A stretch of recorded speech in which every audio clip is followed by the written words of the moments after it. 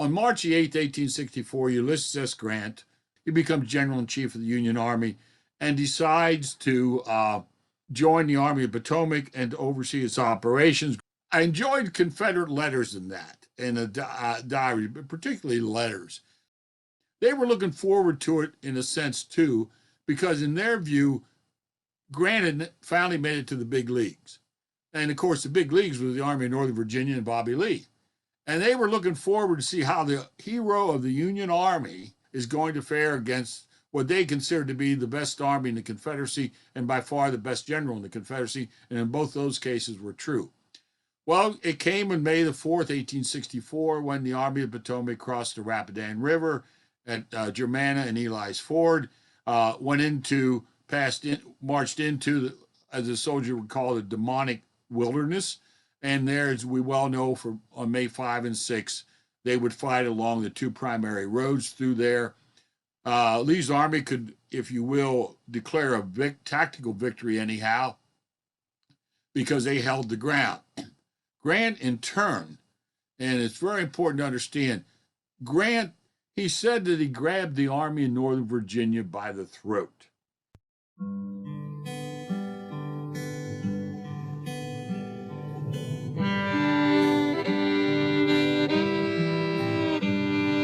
This program is a video presentation of the Civil War Roundtable of the District of Columbia. Please consider making a monetary gift to support our efforts to bring Civil War history to viewers like you. Visit CWRTDC.org to learn how.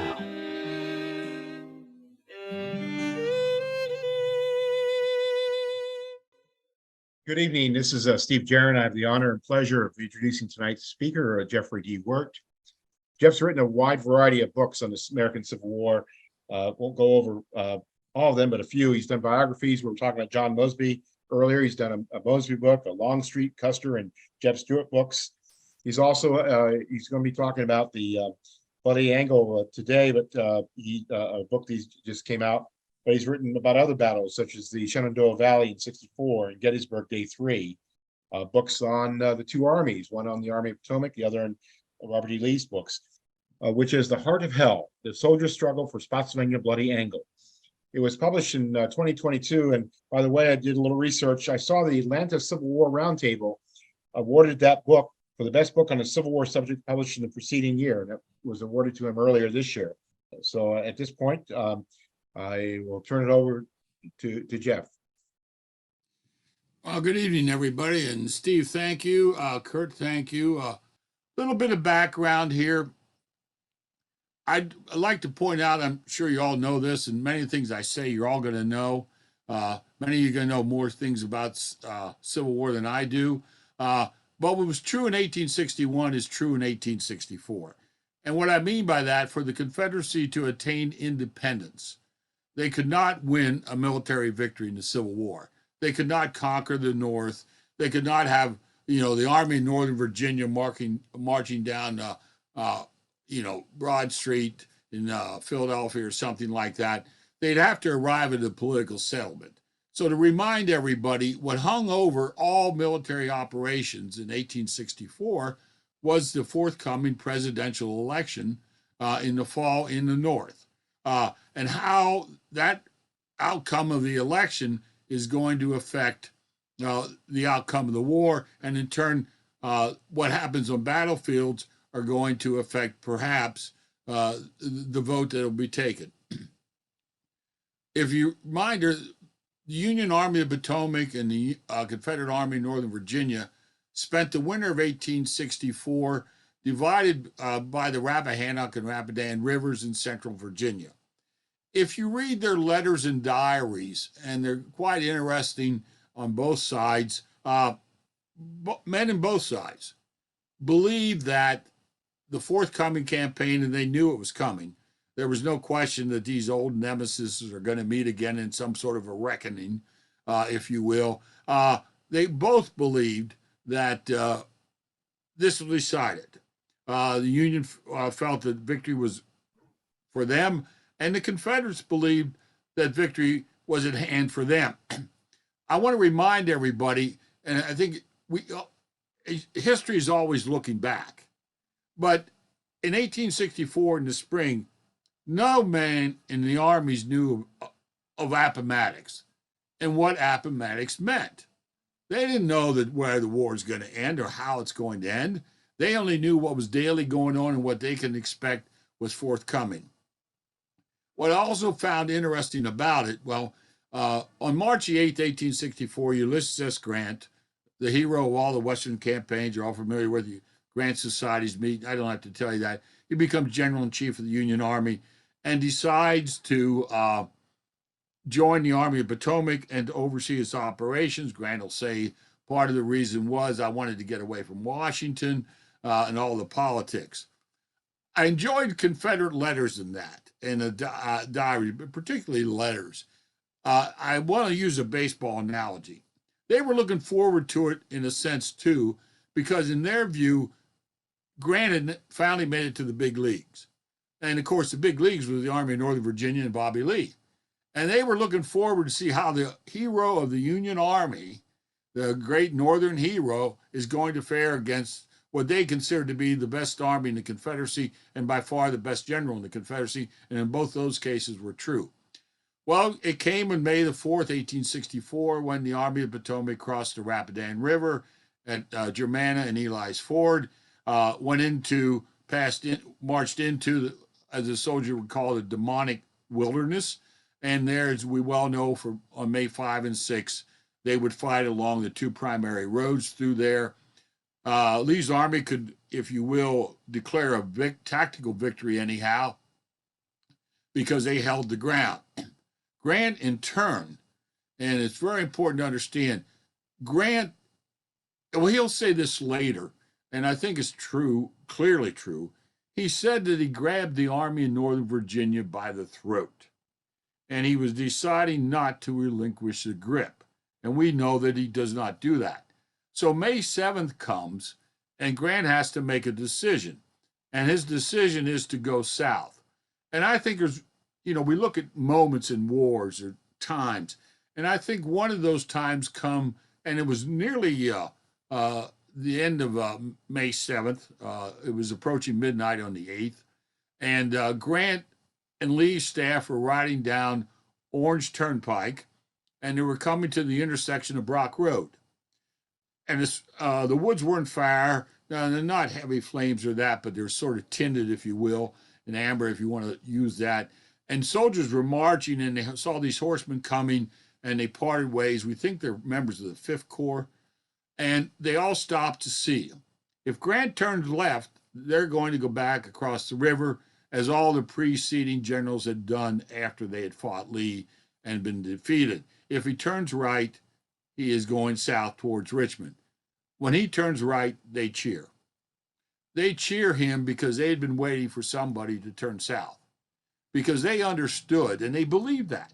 They believed that that road led to victory, and more importantly, that road led to home. Now, across the way, in the other part of the wilderness, Robert E. Lee had ordered Richard Anderson to march at dawn towards Spotsylvania Courthouse, which was a crossroads village. Richard Anderson had succeeded to command of the 1st Corps when James Longstreet was seriously wounded on the morning of May the 6th. But with woods on fire and that, he couldn't find any place to halt his men so they could camp, get some sleep. So he pushed them through the night, and they arrived outside of Spotsylvania Courthouse. They raced up to a dominant feature of the terrain called Laurel Hill, which covered Brock Road, which is the avenue the Union Army was coming. Literally, they made it by minutes. And it was the 5th Corps, the Army of the Potomac. They are going to shake out battle lines, and they're going to charge Laurel Hill, and the Confederates are going to drive them back. Throughout May the 8th, both armies converge on the crossroads of Spotsylvania Courthouse. Late at night, the final Union division on that day, and that would be Edward Johnson's of the 2nd Corps, the Confederate division that arrives on the field, they are going to pass through, and they're going to go north and slightly west of Spotsylvania Courthouse. They are going to foul behind Robert Rhodes's division, which had preceded them, and they are going to halt on a slight ridge. Johnson orders his men to start building field works.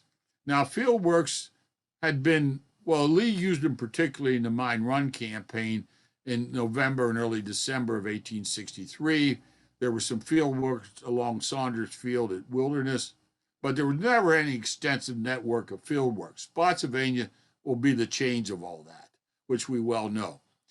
Well, the men simply dropped to the ground. They were exhausted. They'd been on the road for hours, and they went to sleep.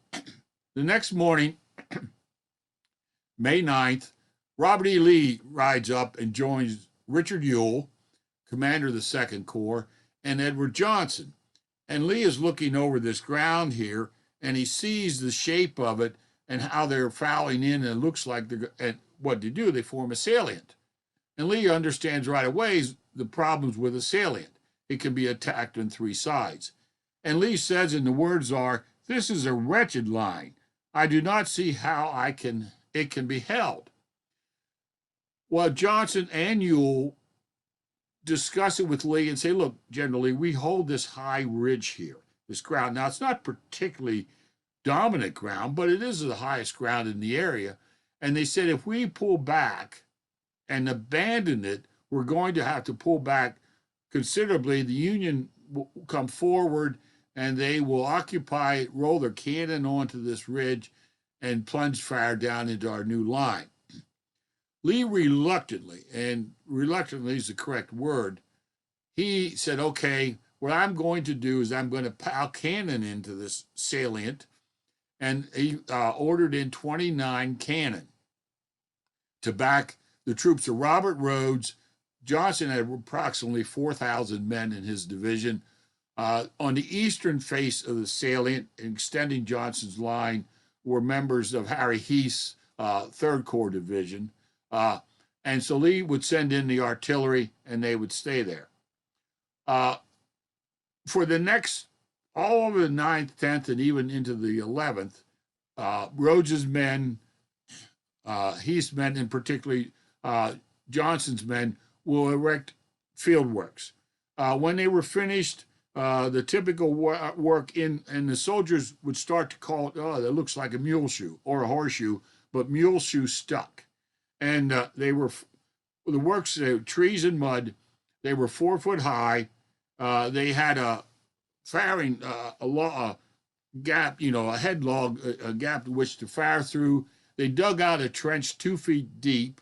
So in other words, the works would extend 6 feet above the terrain as such, for protection. They put in platforms or steps in which they could stand on to fire. They also built, and if you go there today, you will see the outlines of that. It's a little bit like, many of you, I'm sure, all of you have probably been to Culp's Hill, and you see the remains of the works in Culp's Hill. They're similar, not quite as pronounced here at Spotsylvania. What is not there, and we do not know how many are, they build a series of traverses. In other words, you build a traverse to protect the men on the other side. In other words, if the east face of the salient, say, collapses, and the enemy pours in there and fires into the apex or the western face, they can fire into the rear of your fellow defenders. So they build a series of traverses. Most of them, as far as by the accounts go, they were 3-sided. Some of them called them horse stalls. Others said they looked like hog pins. Generally, they were 12 to 15 feet. But today, of course, there's no evidence whatsoever of them. Again, there's no evidence whatsoever of how many there were. But they were rather extensive from the combat that's going to occur on May the 12th. Lee also ordered a secondary line of works, and those line of works would be at the base of the mule shoe. Now, the mule shoe was built on the Woodshaw Farm, was the name of Neil McCool's family farm. From the apex of the mule shoe, which is roughly about 300 yards long, to down to the second line of works, and they were far less pronounced or built than the main works, was about half a mile. At the widest point where the McCool house was in that, The mule shoe was about 3/4 of a mile wide. So you get an idea of what it was like. What is interesting about it, and I'll repeat it down again later, Federals will never know the extent of it. They know that there's this defensive works built by the Confederates there in this area. Scouts have seen that. Probes have seen that. And so they wanted to know the depth, what was there. So a young colonel, Emory Upton, in the 6th Corps of the Army, Union Army, proposed an attack on what is the western face of the mule shoe. And there was a minor salient that protruded out. It's known as Dole's salient for George Dole's because his North Carolinians held that section of the works. And they were going. Upton proposed, if you give him a dozen regiments, I'm going to stack them in 4 lines on a narrower front. He had seen that somewhat at Rappahannock Station in November '63, and he believed that they could penetrate into the works, find out down the trenches, and make a penetration deep into the mule shoe. They were supposed to be supported by a division of the 2nd Corps under Gershom Mott. Well, the proposal went up through the ranks. 6th Corps, Horatio Wright would be the general who approved it. He had just succeeded John Sedgwick, who had been killed by a sharpshooter on May the 9th. Sedgwick clearly was one of the most popular generals in the Army. Men called him Uncle John. Troops all great respect and liking for Sedgwick. And he was killed while he was out at the front looking to try to find the Confederate works. Interestingly, when Grant and Meade come to Spotsylvania and they arrive on May the 8th, they are going to go forward and look at Laurel Hill. From that point, they are going to retire back to headquarters. And neither General Grant nor Meade are going to know the extent of Lee's and the Army of Northern Virginia's works at Spotsylvania. But they approve Upton's plan. Upton attacks about 6:30 on May the 10th. He was supposed to be supported by Mott. They were supposed to, do a demonstration, certainly possibly attack at Laurel Hill. And he does penetrate. His first line penetrates through. They overrun a supporting Confederate battery. They capture 4 cannon. The problem, of course, with it is all the Confederates have the interior lines, and Confederate brigades come rushing. The struggle lasts about an hour, and Upton's men are pushed back across the open ground from which they came. If you go to Spotsylvania today, you're able to follow the trail through the woods that Upton's men took before they got into ranks to make the attack. By the way, Lee, when the attack happened, Lee rushed forward with some of his staff members, and actually Lee, a shell, from what we can gather, burst pretty close to Traveler and his staff and his aides, and they finally, remember, Lee had done this in May 6th to Wilderness, and now his aides are going to pull Lee out of there and lead him off to the rear. Word passed up to reach Meade and Grant. Grant decides that if we expand this attack, maybe we can have a signal victory on this Confederate fortifications. Again, they do not know how many cannon are in there. They do not know how many Confederate infantry are, and they do not know the shape of the Confederate defenses in what we know as a mule shoe. So Grant orders an attack along all lines of the army. Against Laurel Hill, that would be Gouverneur Warren's 5th Corps. They had attacked it on the 8th. They attacked it on the 9th, and now they're going to be asked to do it on the 12th. Warren, you probably know, had been already things are. Well, he opposed the attack at Mine Run, and he was correct there. But people run out of patience with a subordinate questioning their decisions when he is given orders. But just to make a point of it, though, his attack will go forward on May 12th. His are veteran troops. And what happens to them, they had been up the slope as far as they could go in Laurel Hill.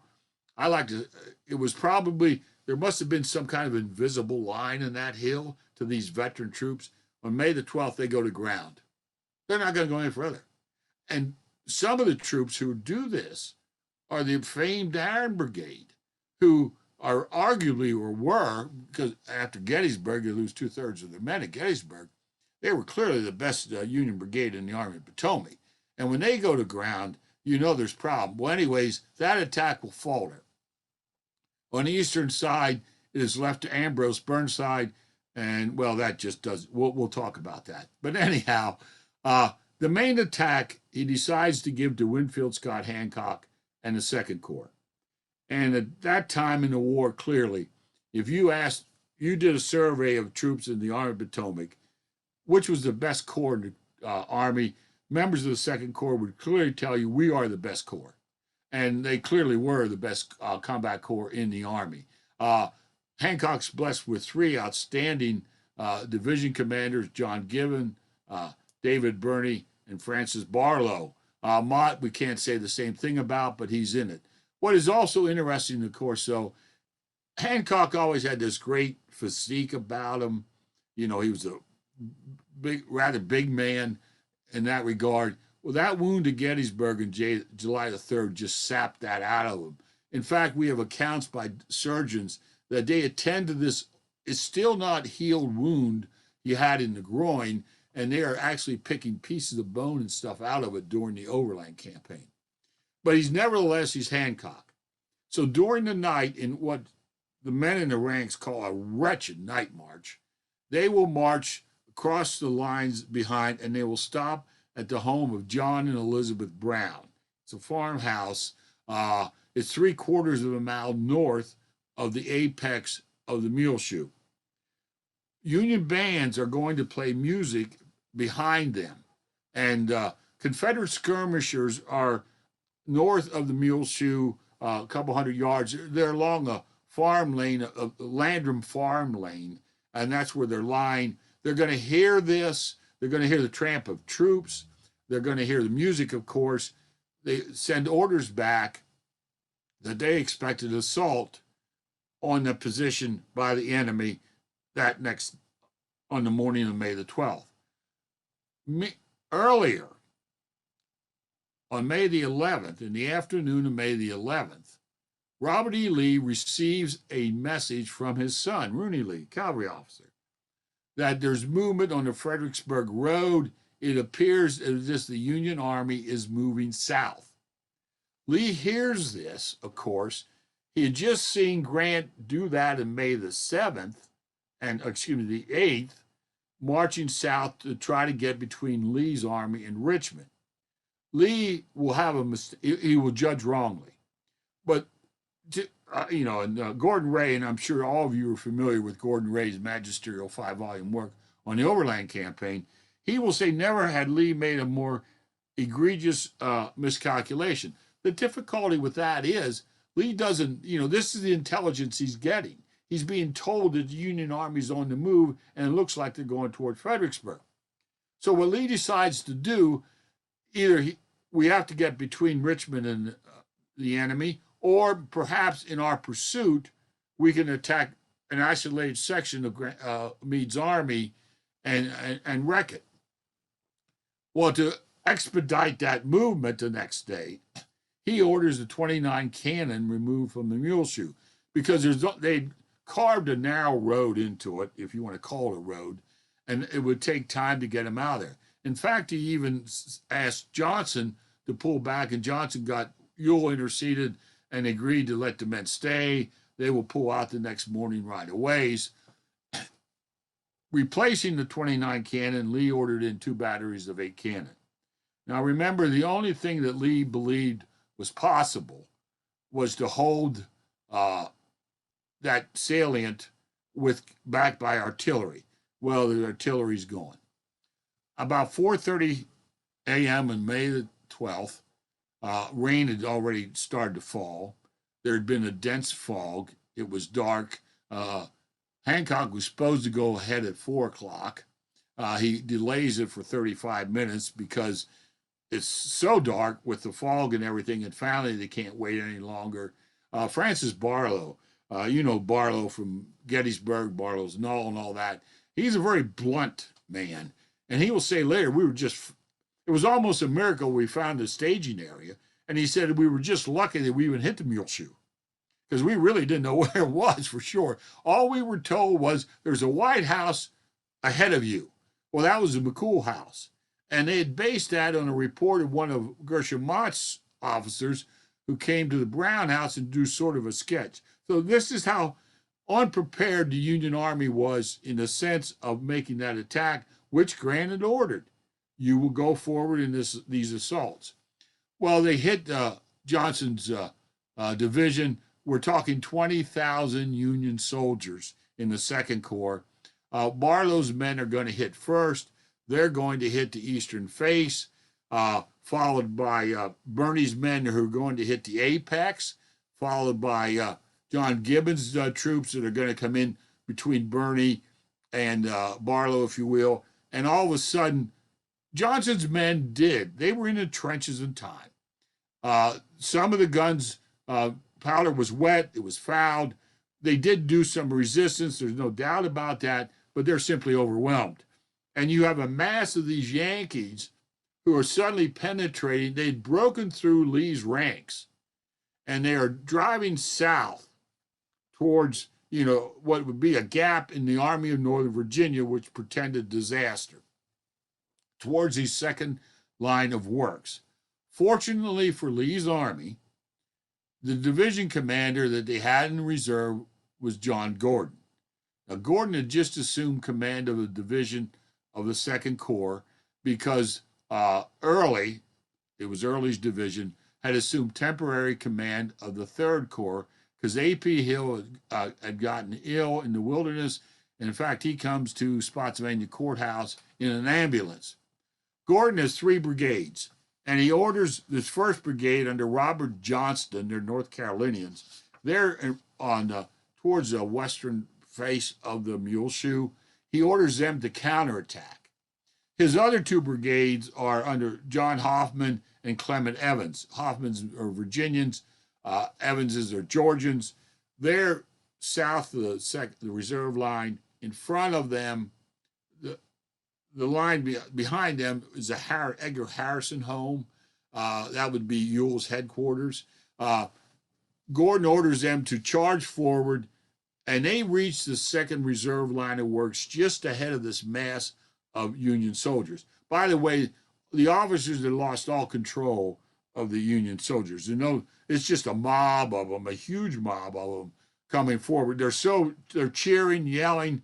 They'd broken through the ranks of the Army of Northern Virginia, and it looks like they're in victory.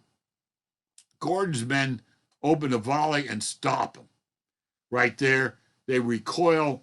Gordon's, Hoffman, and Evans's brigades counterattack, and they're going to drive them back towards the eastern face with Johnston, towards the eastern face of the Muleshoe. Along the sides of the eastern face and the western face of the Muleshoe, other Confederate troops are going to stop that penetration along the works. And so what we have, and we're looking at probably at the latest 6 o'clock in the morning, you're going to have already what becomes a stalemate. Union soldiers are in the traverses. They have overrun those. They have captured at least 3,000 of Johnson's division of 4,000 men. The rest of them were in a rout fleeing south. And so Lee appears. In fact, he had been with Gordon's men.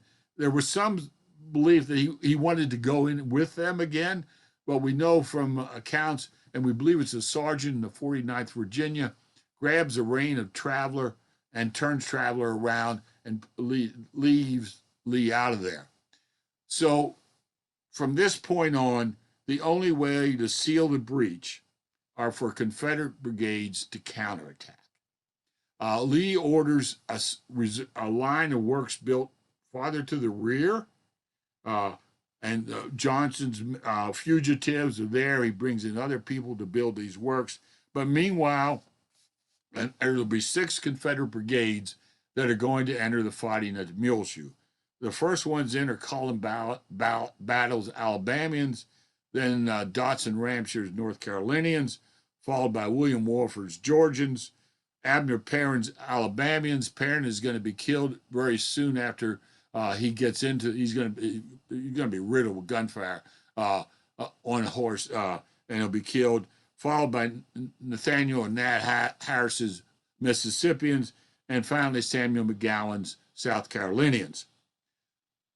Harris's Mississippians, followed by McGowan's South Carolinians, are going to go at what will be what the angles, the eastern angle and the western angle of the salient. Remember, the apex was about 300 yards wide. They are going to Mississippians are going to primarily go part of the western angle down around the western face. McGowan's men are going to go in beside them. They're going to be along the apex of it. And meanwhile, though, as all these Confederate brigades go in, there's going to be fighting for these traverses. That's going to be hand-to-hand fighting. Harris's men say it. McGowan's men also say it's almost as they climbed up that slope to get to that high rise as they're trying to wrest these traverses out of the hands of the Federal soldiers. And it's a fearsome fighting. It really is. I'd written about the Muleshoe in some of my other books. You know, you never go into it in depth, but once you get into in depth in it, it's an entirely different story because you're uncovering a lot more information that you need to feel, to do a book on them. And in this case, you are blessed with words of the survivors of it. And simply, I will honest with you, you're going to hear some of them. Writing about Civil War combat for so long.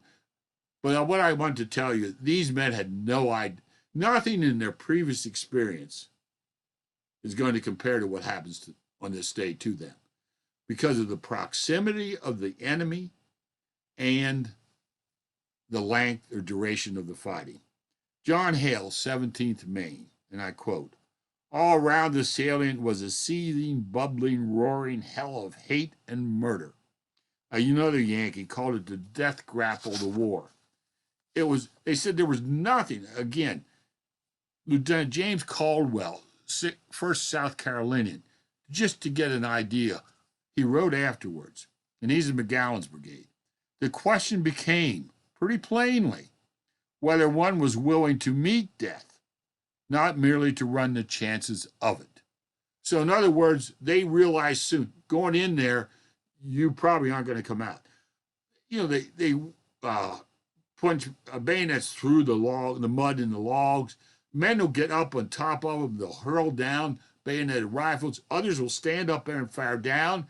Comrades will pass rifles up to them, and almost invariably, they're going to be shot down themselves. I remember one Confederate soldier, speaking of a comrade he saw along the apex, he got up there.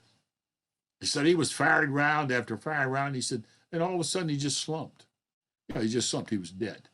And there was a case where a father in a North Carolina regiment saw his son slump down along the trench. He rushes over to his son, and when he gets there to see whether his son's dead or alive, he's hit with a bullet and dies on top of his son. Wounded men face drowning in the trenches, but comrades would have to pull them out of there to try to save them. For Confederates, you were trapped. You simply couldn't go anywhere. Lee and the Army depended on you to stay there. You just could not leave.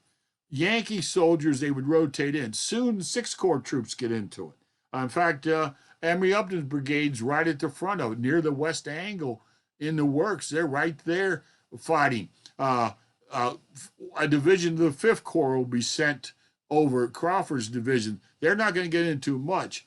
About 2 o'clock in the afternoon, to give you an idea of what transpired and what it had, both sides thought that the other had surrendered. So there's a law as they negotiate The terms of it. Well, neither side has surrendered. Well, a Mississippian gets up on the top of the trenches and he looks out across the ground to the north where the Yankees came from. And he likened it to what he thought of, biblically Golgotha. He said, as far as you could see, there were dead and wounded men. At one point along part of the works, they said that the Yankee dead were stacked 3 or 4 feet high in the fighting.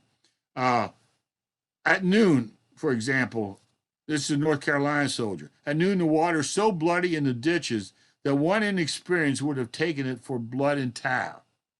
Lieutenant Harvey Welk, 84th Pennsylvania. I never, during over 4 years of active service in the Army, witnessed so many individual acts of daring and foolhardiness on the part of soldiers as on this day. A Massachusetts soldier. It was so bloody and had such an aspect of savagery about it. Orders came down to the Confederates that if you hang on till 6 p.m., we will get you out of here. Well, 6 p.m. came and the works to the rear were not finished. They could not be removed. Thunderstorms rolled in, making it even more miserable than it already was. And the fighting, there's no let up in the fighting. There simply isn't, except for that brief lull we're talking about. This is going to be a continual roar of artillery fire. They're supported both sides. The Confederate batteries are overrun, but other Confederate batteries will join in the fighting against it. One of the best quotes I found was by Private David Holt of the 16th Mississippi. This is what he wrote. I don't expect to go to hell, but if I do, I'm sure hell can't beat that terrible scene. Indeed, I'm sure that hell on earth is a pledge for the hell after death. About midnight, right behind the west angle, and already Confederates were calling it the bloody angle. Already, it's not over. A red oak tree, about 5 feet above the ground, it was cut off. It was like somebody brought in a saw. Of course, it was artillery shell fire and musketry severed the tree, and it fell on the South Carolinians. It injured some of the South Carolinians. It didn't kill any of them, but this is going to be, of course, the famous oak stump at Spotsylvania. Finally, about 3 a.m. on May the 13th, word came down to the Confederates that they could withdraw from the Muleshoe and march away from it. So silently, these 6 Confederate brigades had been going in there, plus the 3 of Gordon, in other words, 9 of them. They are going to withdraw out of the Muleshoe. Rhodes's men are going to pull back. The others are going to pull back, and they're going to march to this reserve line, which is about 3/4 of a mile back from the salient. One of them wrote, "We looked like a lot of painted devils. We could hardly tell one another apart. Between the mud, the gunpowder, blood, and all that, that's what he meant." But one of them compared him to what he's seen in Mardi Gras in Louisiana, because there were Louisianans in the Muleshoe upon the western face defenses and roads, and a part of Johnson's men who survived. In all, there were 17,500 casualties, about 9,000 to 8,500, 9,000 Union, 8,500 Confederate. To put it in perspective, it's the bloodiest single day between July 3rd, 1863, and April the 9th, 1865, in the Eastern Theater of the War. I think I should have looked it up for sure. Somebody can correct me. I believe it, June 3rd at Cold Harbor, the casualties were 7,000 so, roughly. So you can see what it was. It's a haunting place, I'll be honest with you. When I first went there about 5 years ago. My wife and I'd not been there in a while. And I just wanted to go out and go to the Muleshoe. As I said, there's not many monuments. They're not going to come back and have reunions. They're not interested in it. And you stood there, and I said to my wife, I think there's a good story here, as an historian looking at that. And as I said to you, I was fortunate in the sense that these men made the story themselves. It's their story. It's not mine. You always hope that you could do them justice when you write about them. It's just staggering. When Steve introduced me, he said that my first interest in the Civil War came when I went to Gettysburg as an eighth grader. That somehow got in the internet, and I've been introduced. That's not the case. I told Kurt, I had a fifth grade teacher in a little town just 15 miles east of where I sit tonight. I didn't move far. And he knew, this is mid 50s, he knew Civil War veterans. He was in his 60s and he started to tell stories. And I liked history because of grandmother. And I just became a Civil War buff when I was 10 years old. And also in that town was a Civil War monument erected on our main street. Now, the town itself had one main street in 1862 and has one main street in 2023. It's not a very big town. Anyhow, 85 men on August the 25th, 1862, stood in that street, raised their hand, and were sworn into the army of the Union Army. They became Company A of the 148th Pennsylvania. And on May the 12th, 1864, some of my uncles, were in the front rank of Barlow's division, and they charged the eastern face of the Muleshoe. So to me, in a sense, when I'm doing this and I look at that, to me, it came full circle with them. In fact, Colonel James Beaver, who was their colonel, he accepted the surrender of George Stewart was captured. Edward Johnson was captured, but he accepted the surrender of George Stewart. He was the officer right there. So they were 148th Pennsylvania was clearly in the forefront of it. But to get back to it, surprisingly, I found out I used the word. One of the soldiers, they were writing about it, and he said, "Why would anybody come back to such a place?" And but they did. Tourists did come back. Interestingly, Nelson Miles, who was there on May the 12th, he came back in 1865 on the way back to Washington for the Grand Review after the surrender of the Army, Lee's Army and that. And he stops in Spotsylvania Courthouse. He was looking for the stump. The stump had already had some notoriety. Well, here, the locals had hidden it in an outbuilding of the inn at Spotsylvania Courthouse, Spotswood Court Inn. And here, a freedman informed Miles where it was. He went over, located it.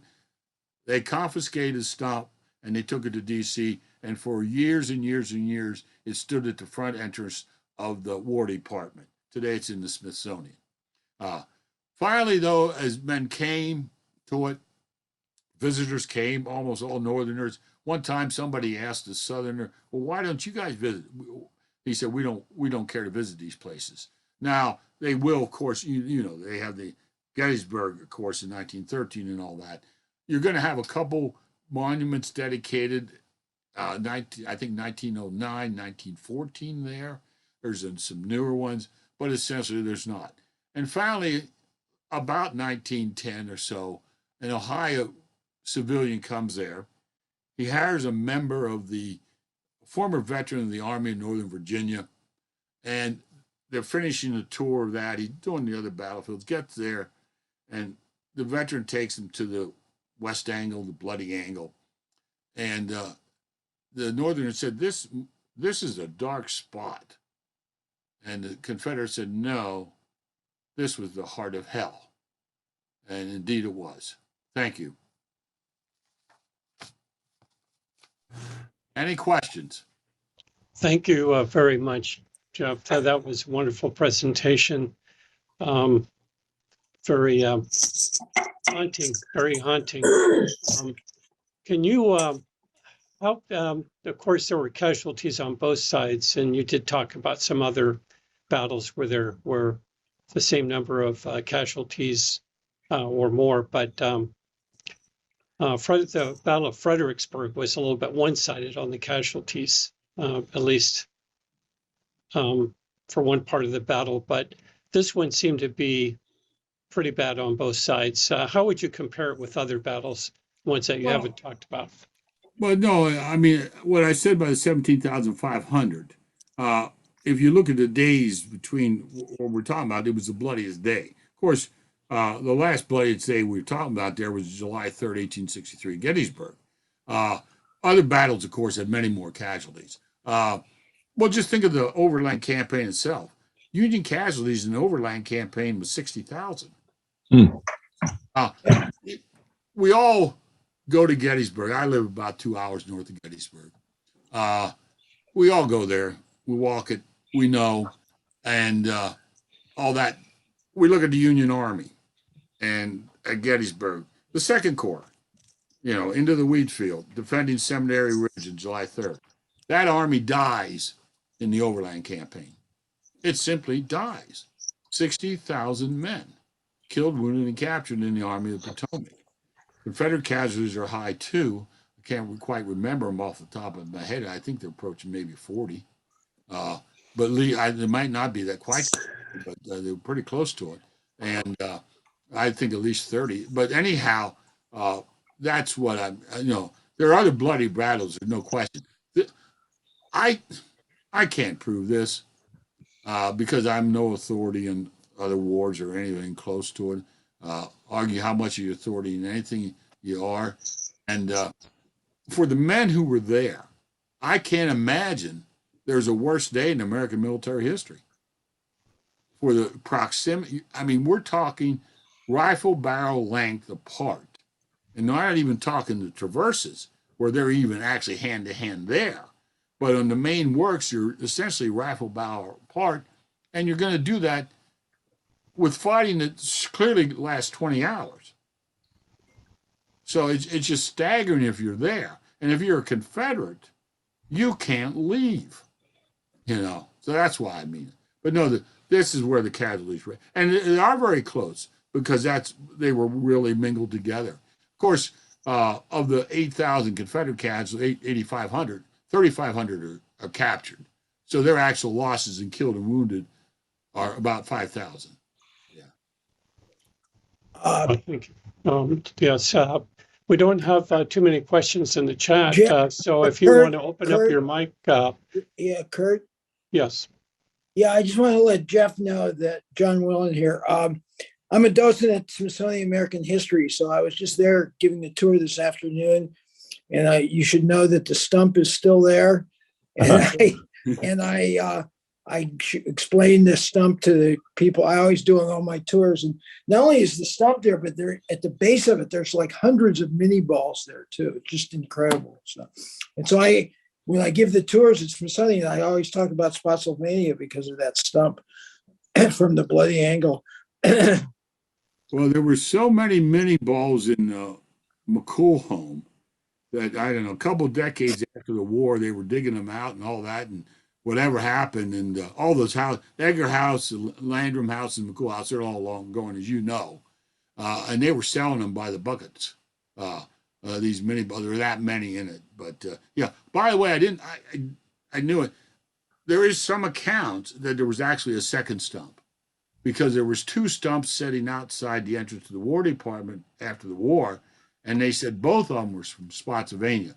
If that's true, we don't know what happened to the second one. Yeah, and as your Nelson Miles, as you say, was responsible for getting that stump. Yeah. We do have a question from John Anderson, and John, if you want to amplify on that, that would be fine. But it's a question I had too: is what was the impact of this battle overall?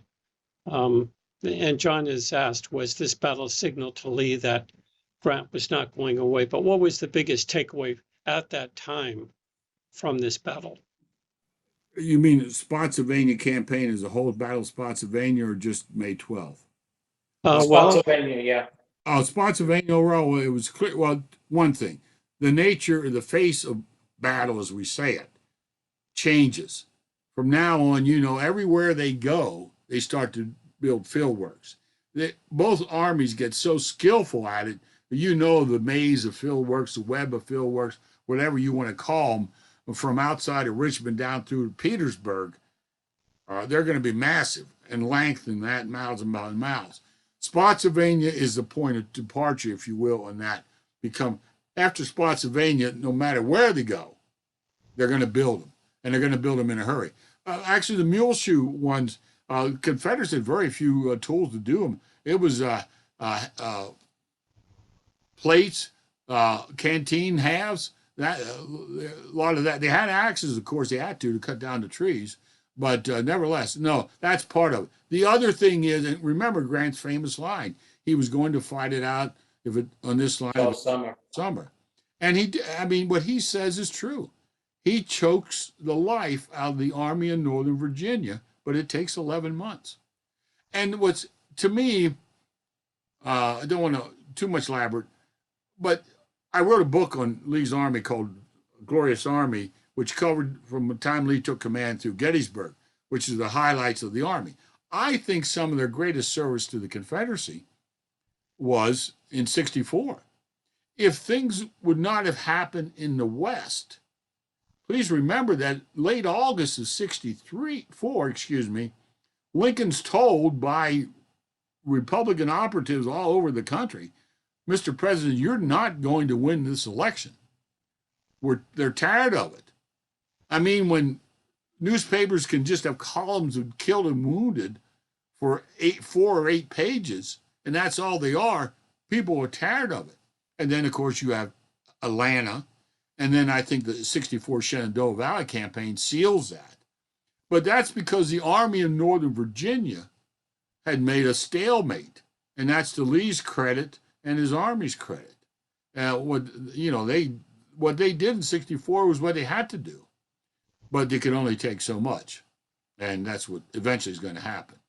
So perhaps the strategy really was with Lee is sue for peace somehow, hang on, get through the election. This thing is bad. Grant's not going away. I got to build field works. I'm losing resources. Exactly. Maybe Lincoln will lose. And Lee, by the way, Lee was clearly attuned to the political situation in the North. They claim that, one of trivia, they claim his favorite newspaper was the Philadelphia Inquirer. He thought that correspondent was about the best source of information. He tended to be more accurate than the other ones in the New York Times or Washington papers or whatever. But nevertheless, when the time Lee took command in June 1st, 1862, he'd already formulated the idea that, time's the Confederacy enemy.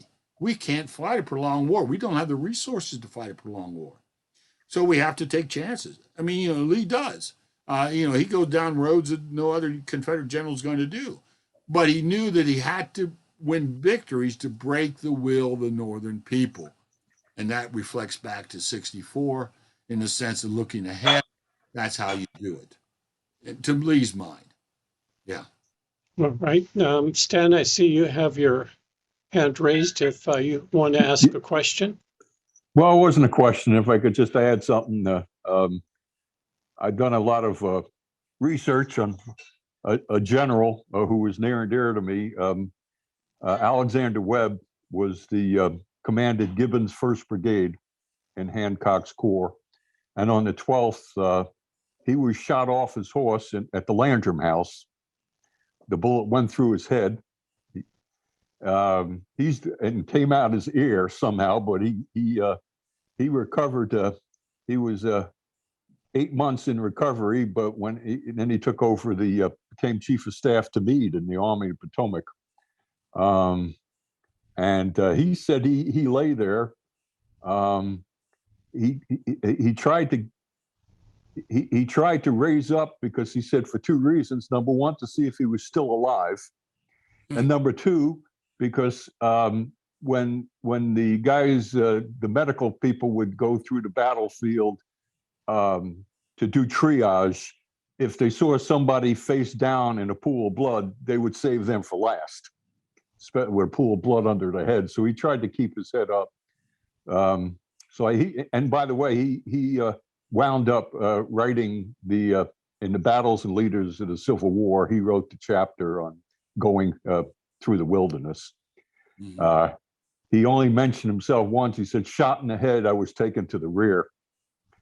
But the reason why I've studied him is in 1869, he became the president of the City College of New York until 1902, 33 years. Oh, really? Yeah. And when I was an ROTC cadet, I commanded Wet Patrol, named after him. So anyway, it's a fine point, but Yeah, I know. generals got shot too. Yeah. Oh, yeah. Oh, yeah. Yes, and thank you, Stan, for those comments. As a matter of fact, that reminds me, I think we have a recording of your presentation to the roundtable posted on our website, which I highly recommend. Greg, I see you have your mic open. Do you want to ask a question? In my biography of Ed Johnson, I'm going to have a question at the end of this, but there were several Union troops that saw this man, recognized him as a general. He's on the front lines. He had a club, and the quote was, "He knocked down 9 of our men before we could capture him." He's on the front lines, and that's not the place for a major general to be. But my question to you, if Lee had left those 29 cannon in place, this battle, I think, would have had a totally different outlook, and maybe it would have turned Grant around and realized that this might not win. But I'll look for your opinion on that. Well, it could have. I don't argue that, those cannon would have swept that ground as they're coming forward, because everything was pretty much open, certainly past the Landrum. There are woods there between the Brown House and the Muleshoe there, but there's this open land, and there's this, swale leading up to it and all that. And that's why Barlow's, because of train, Barlow's division was deflected more towards the east. I mean, as he said, they were lucky. I don't know. The reason about Grant, I really don't know. Remember, I think it was Sherman said something to the effect that if I don't know where the enemy is, it scares me like hell, but Grant doesn't seem to be concerned. And I think, look at Vicksburg. I mean, it's one of the most brilliant campaigns of the war. Probably one of the most brilliant campaigns in American military history, what Grant does there. I can't see him turning around. I mean, Lincoln's going to take a lot of heat for what happens in the overland campaign, and this, as I said, the casualty. And I remember somebody asked me once, and not that I, don't misunderstand me, but they said, well, why didn't Lincoln not intervene with Grant like he did with McClellan and others? I said, because Grant was doing what Lincoln wanted him to do. Yep. No, he was. I mean, to me, and again, it's just an opinion, the greatest enemy of the Confederacy was the President of the United States. I wonder if he had been defeated in the election, whether he would not issued an order for an all-out Unionist everywhere to try to end the war before McClellan came into power, which would have been in March, So he would have had a time frame. I don't know. But Lincoln's will was on bending, and he explained why well on numbers of occasions. But that's why Grant, I just can't see Grant, regardless of the setbacks. Now, I think one thing I would point out to you, everybody, Grant's getting into a mindset, and Spotsylvania does this. The attack in the Muleshoe, all the fighting, all the casualties. He's starting to believe that the Army of Northern Virginia is reeling. Lee and maybe his army are in their last leg. How can they take this and still be a fighting force that they are? And that's why one of the reasons, and I know Gordon Ray points this out too, that's one of the reasons why did the attack on June the 3rd of Cold Harbor, when they basically they found out very quickly they had no chance. Grant, and he regretted that attack and the one at Vicksburg. He believed that they could break through. He misjudged the Army of Northern Virginia. They weren't the Army of Mississippi or the Army of Tennessee. They weren't. And it took him a while to understand that. And it cost a lot of men their lives because of that. Not that, don't misunderstand. I'm not, Grant's a butcher. I don't buy that, but why does he do this? Well, he believed that he could break him. He could break the army. He couldn't, not yet. Would you say that the key word is perseverance? Oh, absolutely. No question about it with Grant. One I should mention too is George Meade. Grant very quickly put him in a very difficult position. Not too long from into the campaign, the staffs hated each other. And Meade ends up being the executive officer in the Army. And he stays there for the whole war. He's still the commander of the Army of the Potomac. And ironically and sadly, he's not at Appomattox. He doesn't get there time for the surrender and stuff. So just went. But that relationship, but Grant respects Meade entirely. In fact, make a point. Meade wanted to take command of the army in the Shenandoah Valley at the end of July when Grant said, "I need somebody in the Shenandoah," but they weren't going to allow that to happen, and he didn't allow it to happen. Sure. All right, we have a question from Mick Bedard. Do you want to open your mic and ask a question? He's his reference to Upton. He's asked. Thank you very much. Would you classify Upton's attack formation as a novel or a new development in Civil War tactics? It seems more a Napoleonic attack by column. Well, I don't think he saw something similar to it. And I haven't looked at Rappahannock Station, the exact details of it. I probably longer than I want to think about it. I wrote an article on it probably 40 years ago. But James Longstreet used it brigade wise, but he used such a formation at Chickamauga on second day at Chickamauga. But in the Army, yes, it was novel. And Upton was going to write manual after the war and stuff and that. I referred to him, he was a scientist and like a preacher. He combined the scientific with his fervor of what he believed in, and he thought about war and how you do it. And to him, and it was the correct formation. The linear formation would not have penetrated that. In fact, Barlow, I didn't deal with that. Barlow stacks his 4 brigades in 2 ranks. 2 brigades in front, 2 brigades in the rear. They come in that way. The other ones do it linear. The ones and they told Barlow, "Well, you shouldn't do that." He said, "I don't care what you're telling me. I'm doing it." And he did. And but Gibbon and Birney, they come in linearly. Well, he was linear too, but they were stacked. This is across the front. But yes, I think I don't know how novel you can argue that.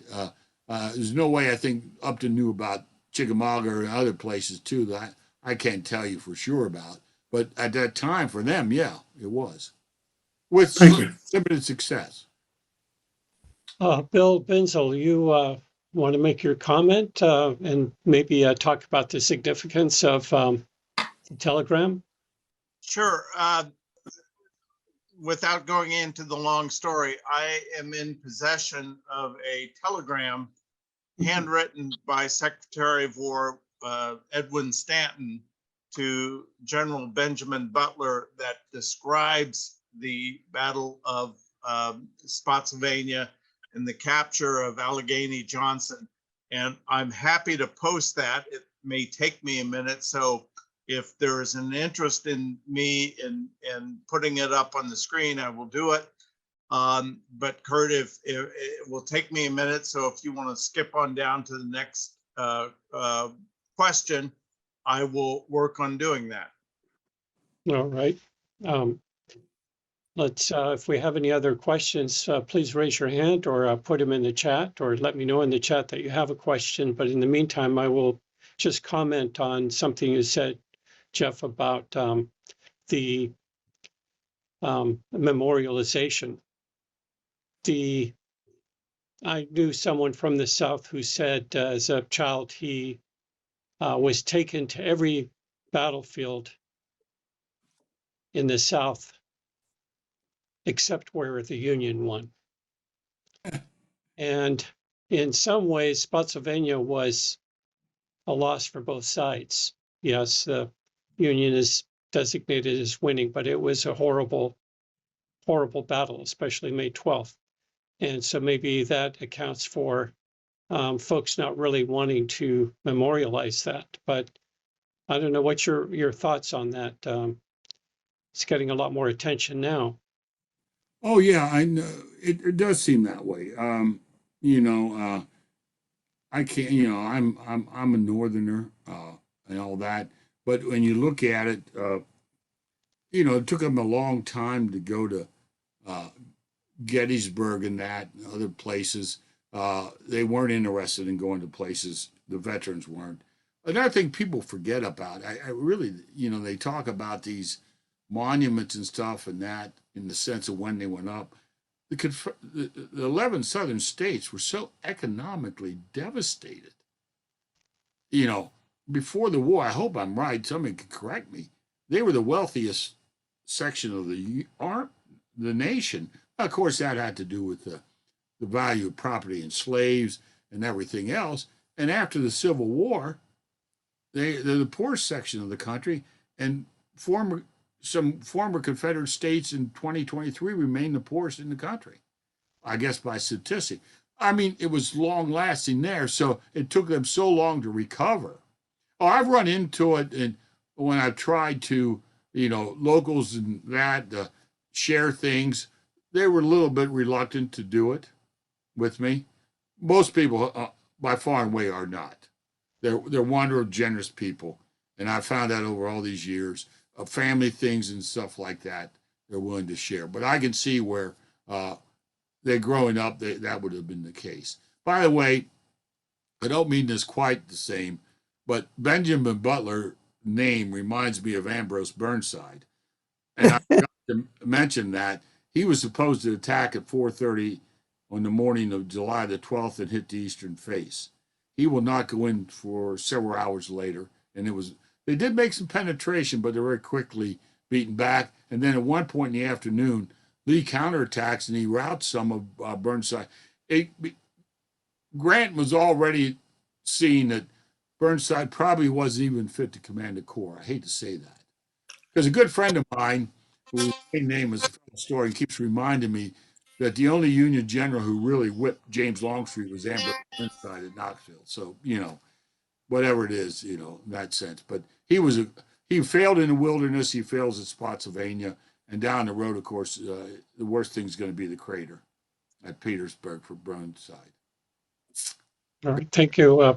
Bill, I see you have your the telegram posted there. Maybe you could make it larger or read it to us because it's hard to read too.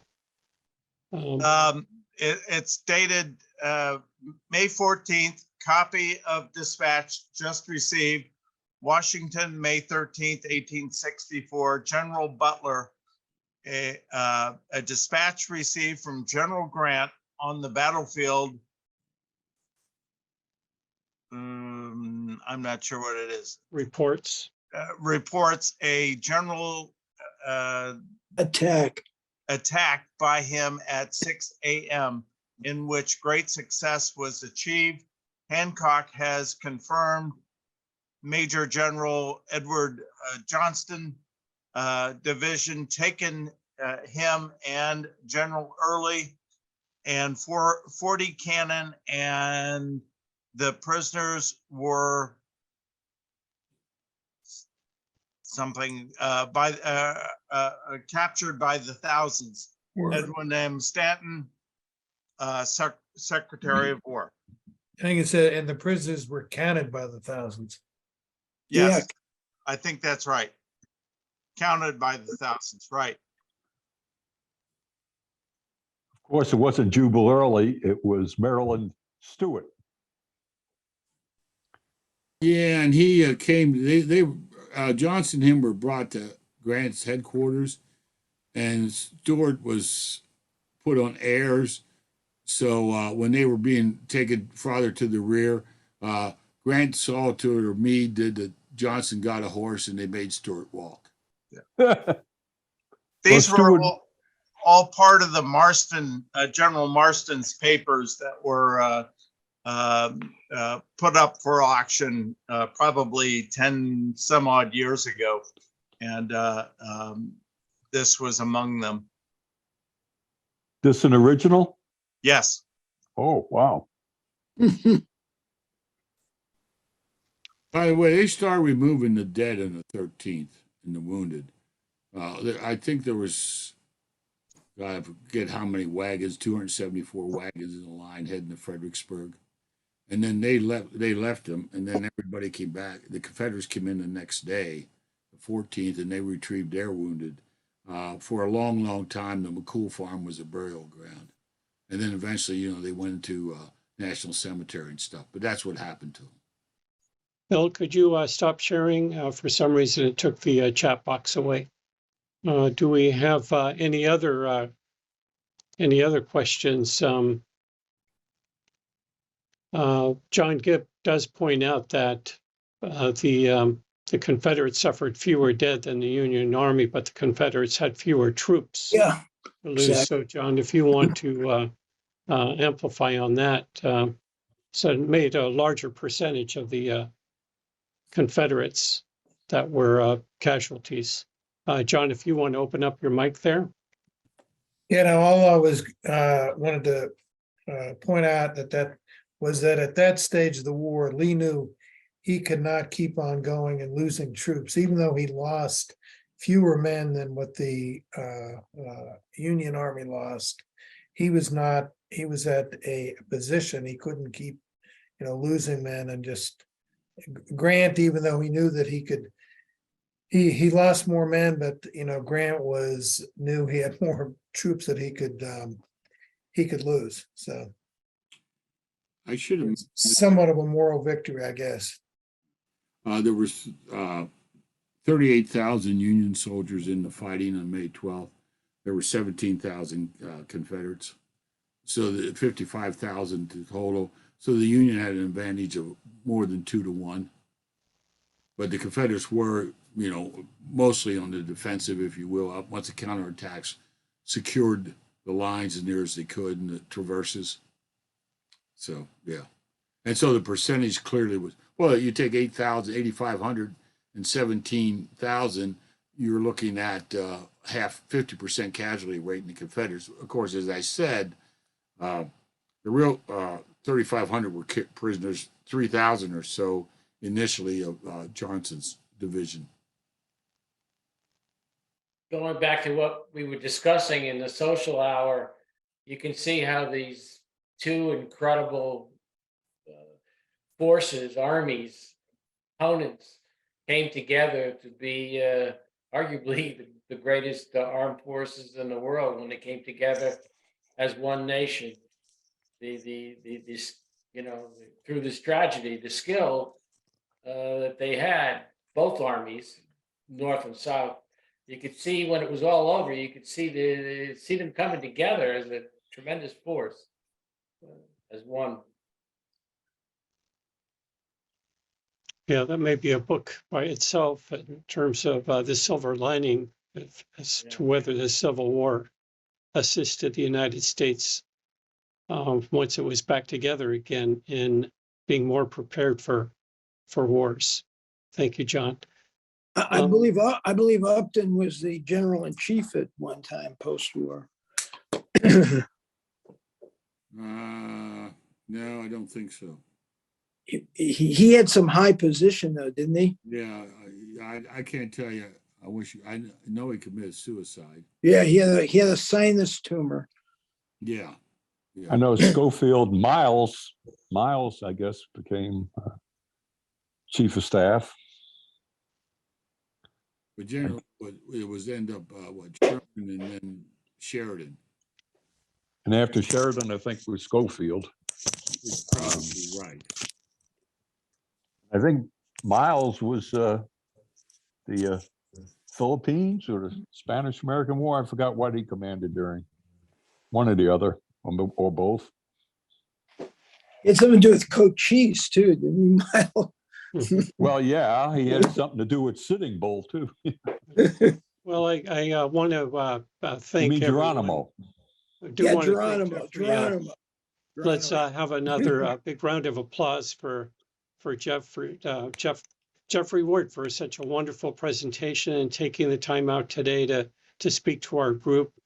This was wonderful. A lot of people are on mute, or you'd hear a lot more clapping, Jeff. But thank you very much for spending your evening with us.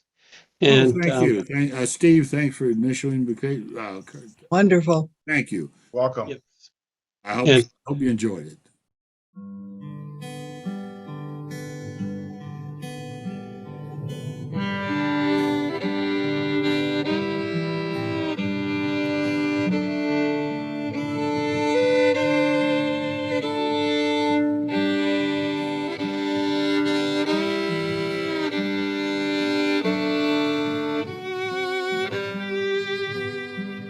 We're 10